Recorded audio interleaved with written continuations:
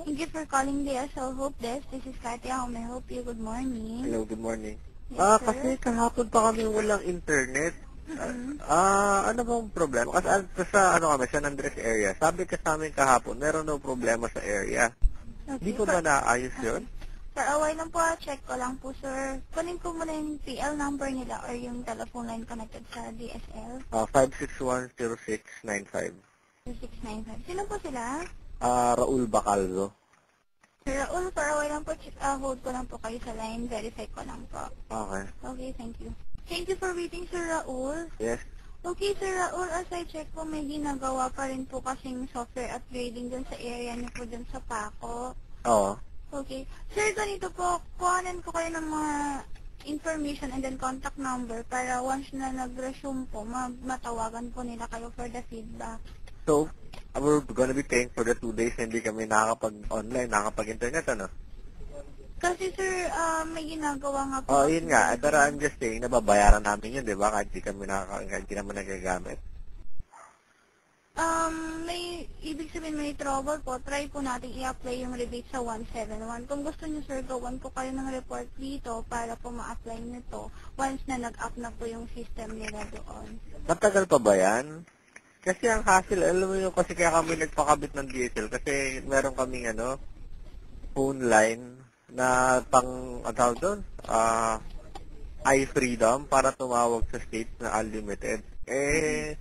Pupunta akong US sa Monday, hindi ako makatawag. Kailangan ko maibigay itinerary ko lahat-lahat. Hindi ko alam kung di ako makatawag. Yun yung main purpose namin para makatawag. 2 days nang wala. Matagal pa ba yan? Okay. Sir, hindi. Ang hassle Pasensya na po sir, pero... Hindi, kasi ang point ko, babayaran namin yung 2 days na yun. Tapos hindi naman namin paggamit. Diba? Can I speak to your supervisor? Please? Mga 9 pa po sila darating, sir. 9 a.m. pa po yung supervisor. Hindi kasi, bakit ganon? Ano bang problema? Explain mo ka sa akin. May ginagawa po kasi din ng software dyan sa area na po. Oo. Yun lang po yung binigay sa amin advisory. Kaya yun lang po yung masasabi ko sa inyo.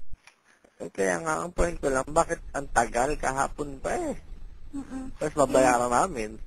Yun nga sir, kaya nga po gagawin ko kayo ng report para just in case mag-up na po, mabigyan nila kayo ng feedback. Hindi ka makakapagbigay, hindi mo nagbigay kung gaano katagal. Kasi kailangan ko na, alis na ako sa Monday, hindi ako makatawag sa mga maghihintay sa akin doon.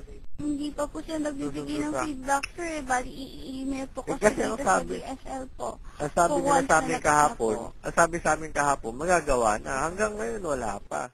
Hindi lokohan lang yun.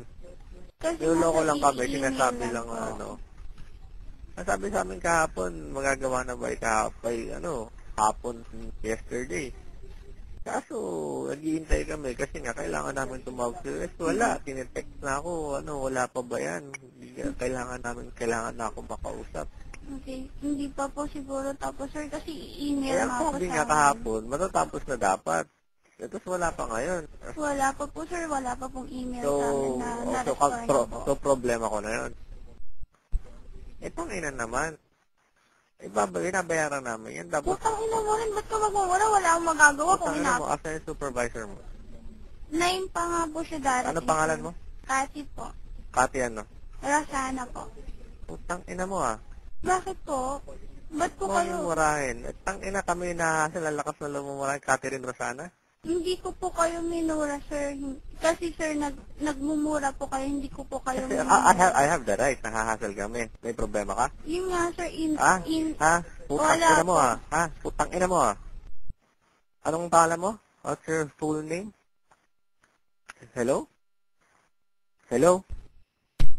Hello? Sir Raul, wag naman po kayo magmura. Anong name mo? Sabi mo name mo. Catherine Rosana po. Catherine Rosana. Kasi I have the right. Kasi Opo, sir, nahahasal kami. Ba't mumurahin mo ako? Nahahasal ka ba? May problema ka? Sir, Ako kasi kailangan po. ko tumawag talaga si Wes. Kasi Opo, kaya nga po, nagsabi sir. kayo kahapon tapos minura mo ako. Sir, Saan pakausap mo supervisor mo? sir, wala pong. Sir, ba't niyo po Tangina mo, ako minamura? Wala po kayong karapatang murahin ako kasi privado na kami dito.